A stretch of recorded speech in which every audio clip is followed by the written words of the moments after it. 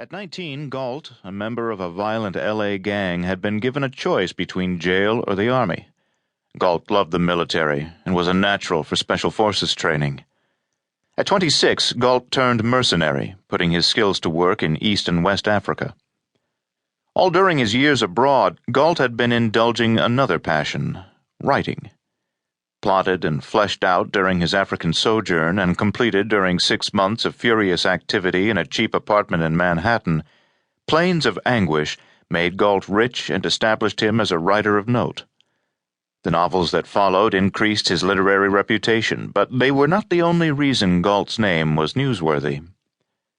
Shortly after the movie version of his second novel was released, Galt married his leading lady. The gossip columns were suddenly full of stories about Galt's latest affair or drunken brawl. When Galt drove his Rolls-Royce through the bedroom wall of his wife's lover's beach house, the missus called it quits. Galt, fed up with Hollywood, headed for the quiet of the Pacific Northwest. A year later, Galt emerged from seclusion carrying the manuscript for A Ransom for the Dying, which won the Pulitzer Prize. While working on the book, he had met Julie Webster, whom he was presently accused of beating to death. Julie Webster Galt, the daughter of a former Secretary of Commerce, was beautiful, spoiled, and rich. To her parents' horror, she married Thomas Galt after a brief courtship that consisted of several violent couplings in various odd places and positions. The marriage was doomed from the beginning. Julie Webster was incapable of loving anyone but herself, and Thomas Galt was similarly afflicted.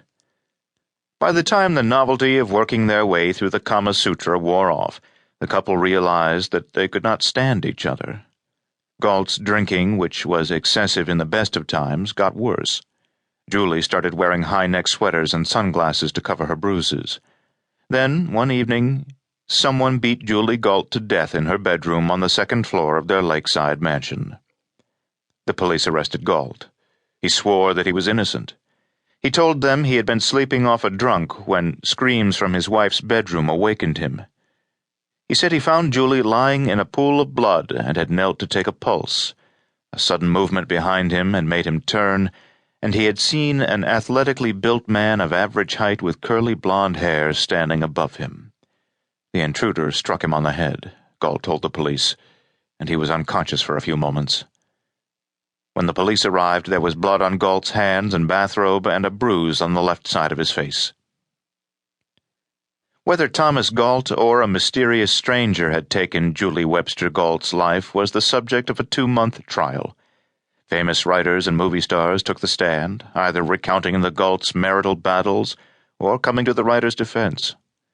As the case neared its end, David was worried. Then Galt took the stand. During the time that David represented him, Galt had not shown a single sign that his wife's death disturbed him. To the contrary, he seemed happy to be rid of her. But Galt was a great actor, and his performance as a witness had been superb. He emerged from 2 days of direct and cross-examination as a sympathetic figure. He had even broken into tears once while testifying. The jury had been sent from the room, and never saw how quickly Galt recovered his composure. Galt was like that. He had an innate ability to tune in on and manipulate the feelings of other people. David found him a fascinating yet frightening man, an original in whom he sensed a quality of evil. Everything he knew about Galt made him believe that the writer's detachment was genuine. Nothing appeared to touch him. Still, he wondered how Galt would react if the jury found him guilty. Flashbulbs exploded, and a thin, attractive woman from NBC just missed David's lower lip with a handheld mic. David made a brief comment to the press as he elbowed his way through the crowd toward the courtroom.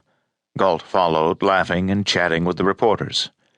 A local photographer asked Galt to pose for a picture, and Galt paused, sweeping his stylishly long brown hair backward to reveal his handsome profile.